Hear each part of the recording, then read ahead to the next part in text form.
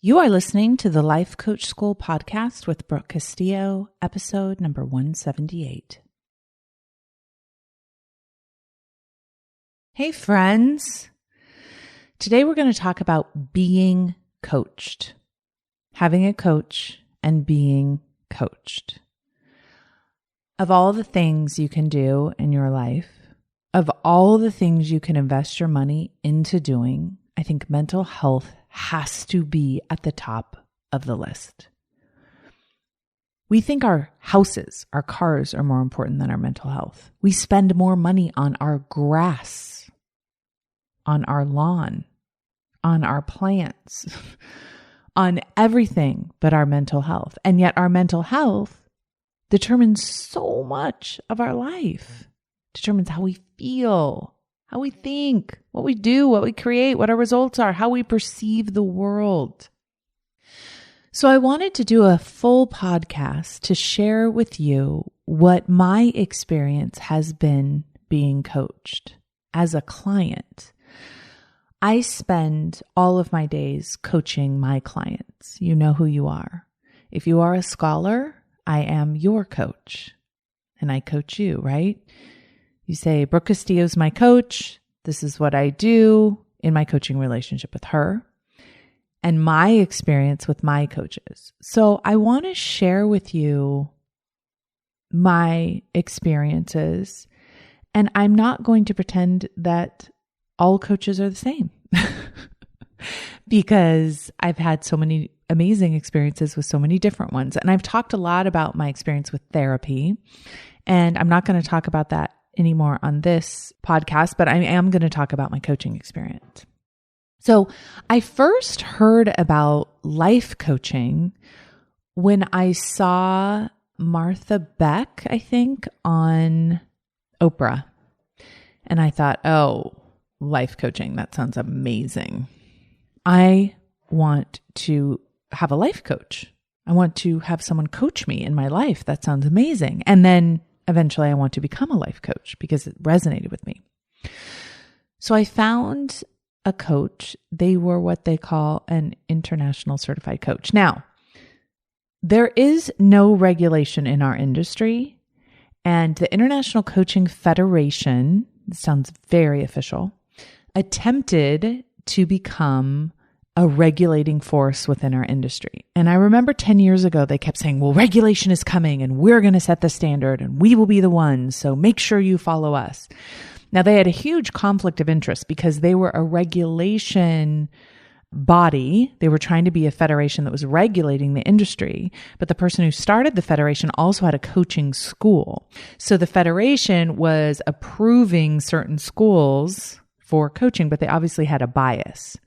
Right? So as I did more and more research, it was really interesting to find out that the International Coaching Federation was a for-profit business. They were charging money to be a member, and then they were also requiring that schools pay them money to be a member.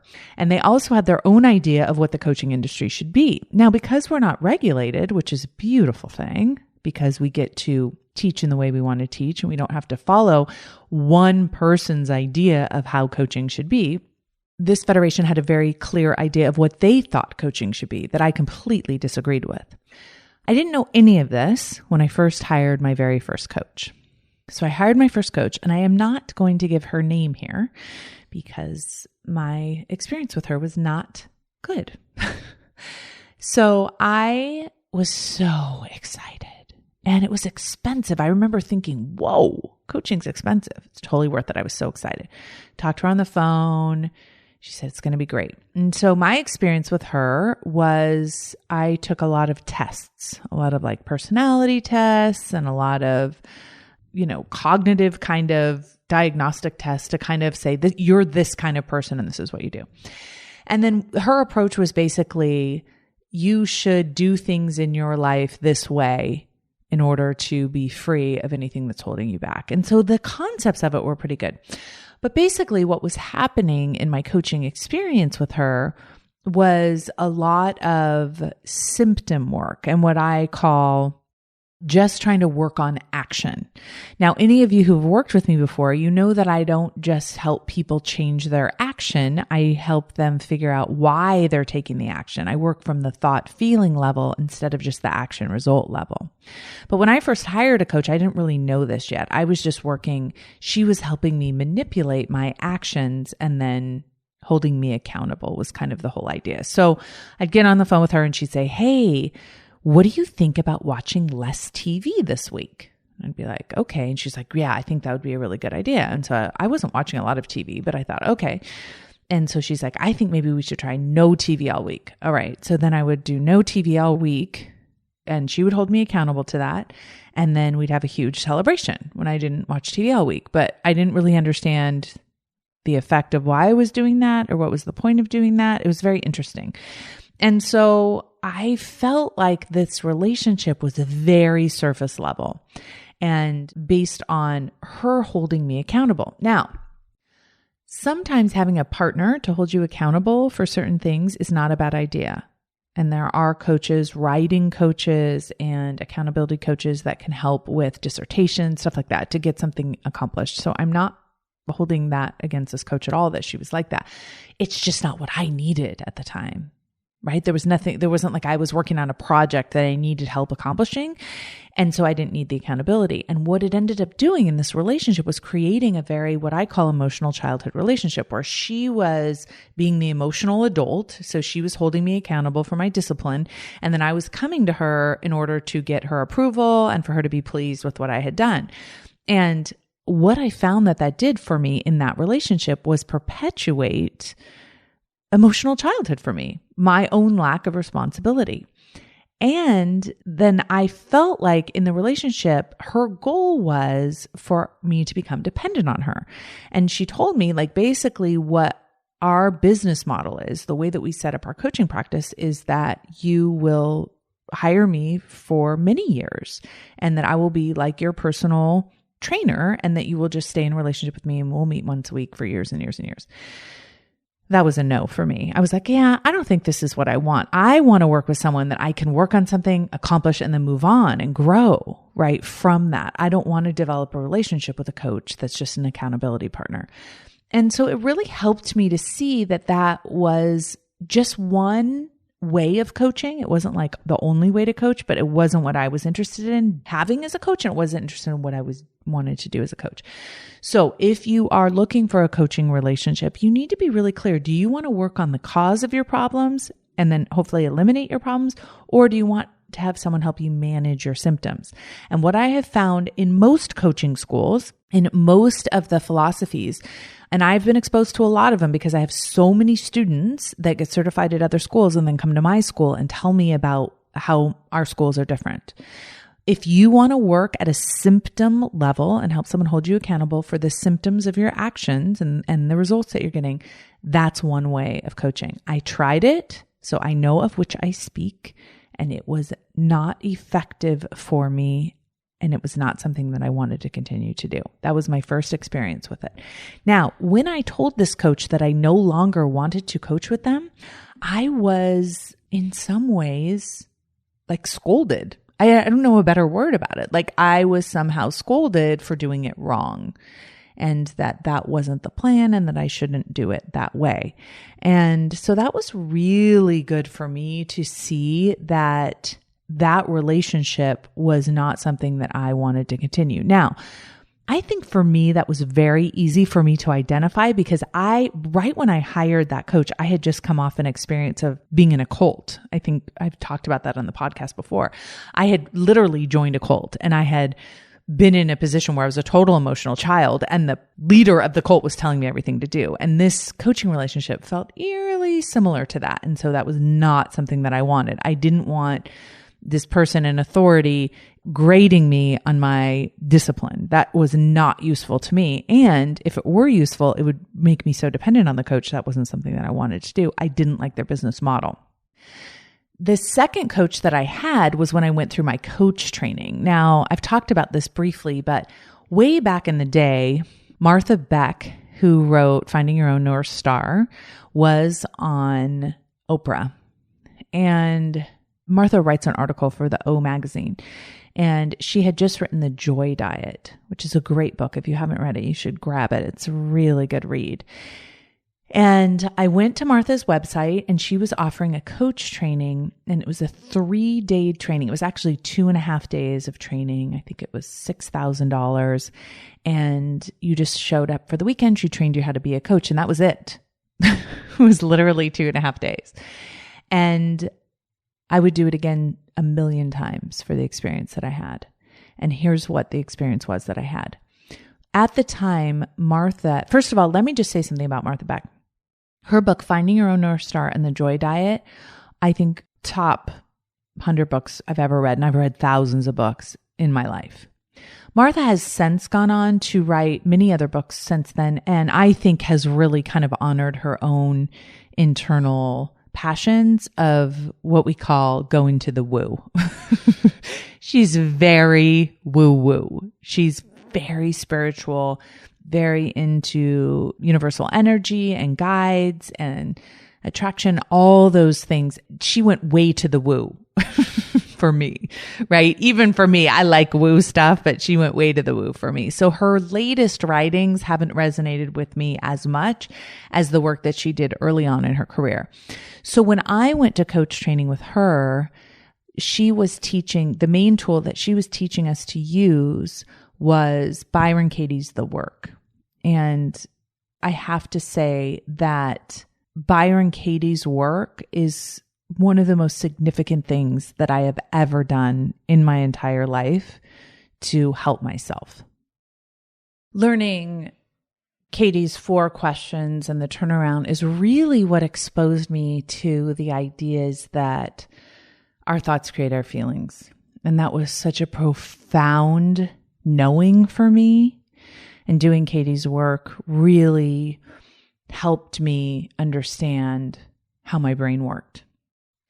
So I left Martha's training, and Martha did a couple turnarounds, is what we call it, 4-question turnarounds, that really had life-changing effects on me. And one of them that I still work on the thought all the time was, if I get too big in my life, I won't have any friends.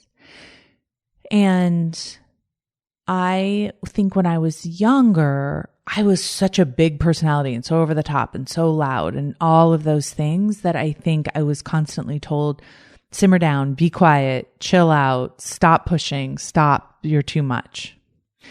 And one of the things that Martha taught me was really, by doing this 4-question turnaround, was that if I don't become big, I won't have any true friends because I won't truly be able to be myself. So anyone I'm friends with isn't even really being friends with me. And I will never forget that moment of recognizing that I have to become myself in order to have any true friends. And the first book that I wrote, I dedicated to Martha. I said to Martha for telling me to go big. Now I spent those 2.5 days with her. It was right after she had written a book called Leaving the Saints, which was about leaving the Mormon church. And so there was tons of controversy around her, and there was a lot of really scary stuff that she was having to deal with. So I basically left that experience with her and dove into Byron Katie's work and dove into Abraham's work and really started to get, more knowledge and teaching through that sort of thing. And that is when I started being coached by other people, by my colleagues who had also been trained in thought work. So what's fascinating is I created the model based on all of my research that I had been doing since my coach training. And then I had my friends coach me using my model. And I have to say, I've had a couple really close friends that were coaches that I would call up and say, I need you to coach me on this. And they would help run models for me, and they would really give me perspective on my life in a way that I hadn't had before. I remember one coach who was actually a very good friend of mine. I had another really profound moment. It's really interesting because you can coach with someone for a long time. Like even I spent, 2.5 days with Martha, and it was that one thought that changed everything for me. And it's the same with this other coach that I was really upset about my son. And she asked me a question. It was just one question that changed me as a parent forever. She goes, "It sounds to me like you don't think your children should suffer." And I was like, "Well, obviously my children shouldn't suffer." And she said, "Really?" And I was like, "What? My children should suffer?" And now, of course, that's so obvious. Of course, they're humans. Humans suffer sometimes. It's part of the deal. They have to learn how to deal with their emotions. But I'll never forget it. I was on the phone with her, sitting outside of a Starbucks. And she said that to me. Life-changing moment. Another coach, colleague of mine, we were coaching together, having conversation together, and I've talked about her a lot, and she was using the model. We were talking about the model, and when I had this acknowledgement with her that like we could put whatever we want in that R line. I was like, "What? You think we can do whatever we want? We can put whatever we want in the R line?" And it really was true. And that is the reason I created Self-Coaching Scholars. It's almost like you have to ask permission to live your big dreams, right? And I said to her, I'm like, "Really? You think I could just do that?" She's like, "I think you can." It's like, "I think I'm going to do it." And then I did it. It's like, what? That's so awesome. So those coaching experiences, my life would not be the same without those people coaching me, without giving me that perspective. Now, I coach myself all the time, but sometimes it takes someone outside of your own brain to help you see things that you can't see from within your brain. And then I hired Frank Kern. And I want to say that Frank Kern changed my life because he was really the right coach for me at the right time, but also because I went all in with him. I went all into what he taught me. And I didn't second guess, kind of like what I was talking about on the last podcast. I didn't start and stop and give up and burn out. I didn't do any of those things. I just followed his GPS signal. Even when I felt like I was going the wrong direction, I just followed the GPS signal the way that he wanted me to go, the way that he told me to go, and I trusted him. And that's why I got the results that I want. So having a coach changed my life because it helped me get a perspective I couldn't get from being inside my own head and being inside my own life. Coaching helps you work on your life instead of working in it, right? Here's the other thing that I learned from being coached. My thinking default is negative. Isn't that crazy? Like if I just leave my brain unsupervised, it just goes to negativity. I also found out that I thought I should be happy all the time. I was very confused about that. I thought, wait a minute, if I'm not happy all the time, something's terribly wrong with me. I should be able to be happy all the time. I just had a student on Scholar say to me, "Brooke, I disagree with this 50-50 thing. I don't think half our life should be a bummer." And I said, "Okay, half our life should be negative emotions." She's like, "I don't agree with you on that at all." And I said, first of all, it's always okay to disagree. You shouldn't agree with anything just because I'm your teacher, just because I say it, just because I'm your coach. You have to believe what you believe on purpose. I don't believe everything my teachers teach at all. So she said, "But I feel so good most of the time. What do you think that means? I'm always waiting for the other shoe to drop." And I said, "I don't think it means anything except that maybe your goals aren't big enough if you're comfortable all of the time." Right? And I think if you could hang out at 80% and just coast on 80%, that would be great. But here's what I have found. In almost 90% of the cases, when people tell me that they feel good most of the time, they're usually buffering. Significantly buffering. Like when I have clients that are clearly obese, clearly overeating, and they're like, "Look, I think like I'm happy 80% of the time." I'm going to guess that 30% of that time you're feeling happy is false pleasure. Not to say you shouldn't do it, but when you are left to your own devices and you're not buffering, my guess is 50-50, and that's not a bad thing. Okay? The other thing that I did is I worked really closely with a coach on setting boundaries. And you guys kind of got to hear about that process as I went through it on the podcast, setting boundaries with my mom and really struggling in my relationship with my mom and how to set boundaries and how to really love her from a place of, being clean and not blaming her. And I got to say, of all the things I'm thankful to myself for, that is one of the top of the list. because now I genuinely love being with my mom. I love my mom. I love calling her. I love talking to her. I love being with her. Setting boundaries really allowed me to love her so much more. I was the one creating the resentment. I was the one creating the conflict, not her. And as long as I was blaming it on her, I was missing the opportunity to change that relationship with her. And I did change that relationship with her. And I am so happy that I've done that, because now I can like genuinely feel nothing but love for her. And I will tell you that that was not true for a long time. I was suffering and I was blaming her for it. And coaching really set me free from that. And the other thing that I really learned, and this was especially what I learned from Frank, was he coached me on money to help me change my thoughts about it. And one of the ways that he did that was not so much in his coaching, but just by being an example of what was possible, being an example of thoughts to think around money. Okay. So being around him on a regular basis let me watch how abundantly he thought and how well he managed his thoughts about money. And it taught me how to generate and be comfortable with wealth that I earned. He taught me concepts about business, but more important than that, I think he was an example of what is possible. So it's kind of like coaching versus self-coaching is like the difference between school and homework, right? You coach and you go to school, and then self-coaching is really your homework. I think that what I offer my students as from being a student and from also being a client is that you learn concepts when you're being coached, and you learn concepts when you're being taught, but it doesn't mean anything until you go home and practice them and apply them on a consistent basis. So I did everything my coach told me to do. I coached myself through all of it, and I didn't make one excuse. It was math when I took out the drama, and it worked. This is what I've discovered. We cannot be the ones deciding what is possible, because our brains will make excuses and confuse and overwhelm.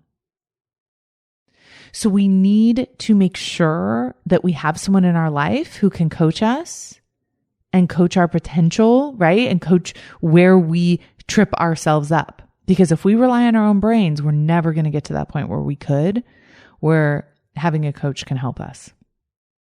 So I want to make sure that when you're being coached or when you're being taught, that you separate the following. There's learning and listening. Then there's applying. There's getting help and being coached. And then there's doing your homework and coaching yourself. Do not mix those all up into one thing. My scholars are always telling me, I used to listen and consume the podcast, and now I live the podcast. Right? It's very different to learn the concepts and think, oh, that's pretty interesting. Or to then actually live the experience of what it is like to be coached. So often when I'm coaching someone in Scholars, they will be like, I never thought about it that way. It's like a whole new perspective. And I want to say, I laugh about this a lot when I'm coaching people, because they're always like locked into their story, and they want to convince me that their story is true. Now, here's the problem. If they convince me that their story is true, now we're both screwed. We both believe their story that isn't getting them the result they want. So I'm often like, okay, stop talking, stop it. That's how I coach people. I'm like, stop it. Here's where you're wrong about yourself. Here's where you're underestimating yourself. Here's where that thought is not serving you. It's so clear to me because I'm not in your life. That's what a coach can do. A coach can offer you something that you can't see from within your life. So I want to leave you with this. If you have never been coached before, do yourself a solid and get a coach, even if it's just for a month. You want me to be your coach? Join Scholars, and I will be your coach for a month. If you want to have just one-on-one coaching, hire someone off my Life Coach School website. Make sure you get a causal coach. Make sure you get someone that focuses on causes and focuses on the brain. I had a client one time who said, I don't like negative people. Negative people are awful. I can't stand them. They're just so negative. And I said to her, wow, you're pretty negative about negative people. She was like, what? I'm not negative. I'm like, oh no, you are very negative about negative people. So you're a negative person when it comes to negative people. And she was so blown away. She's like, what are you talking about? I hate negativity. I said, can you hear the irony in what you're saying? And she couldn't see it. She never even noticed it before. And it's the same when I have clients that don't like dramatic people. They're creating a bunch of drama around dramatic people. Sometimes you can't see that stuff in yourself. So I really want to encourage you to give yourself the gift of not just learning. You need to separate out just learning and listening, which is what you do on the podcast. And you need to allow yourself to be coached. So everything you've learned and listened to, you can then think about in terms of your own self. Then go and apply it and get the different results in your life, and then coach yourself. That is the best gift you can possibly give yourself. It is my honor to be coached. I love being coached. I love someone taking the time to look at my brain for me. A lot of people feel like, oh, I didn't volunteer to be coached by you, Brooke, because I feel like I should know all this stuff yet. I'm like, well, I don't know all this stuff yet, and I've been at this a lot longer than you. So maybe we should give up the idea that we're ever going to be done with being coached. Being coached is something that you should commit to doing on a regular basis. Yes, coaching yourself is important, but make sure you also have someone in your life that will coach you, and then listen to what they say and try what they say and hear what they're saying and apply it. And only after you've done all of those things do you decide whether it's something you want to continue or not. That is a beautiful gift you can give yourself. I hope you guys have an amazing week. I'll talk to you soon. Bye-bye.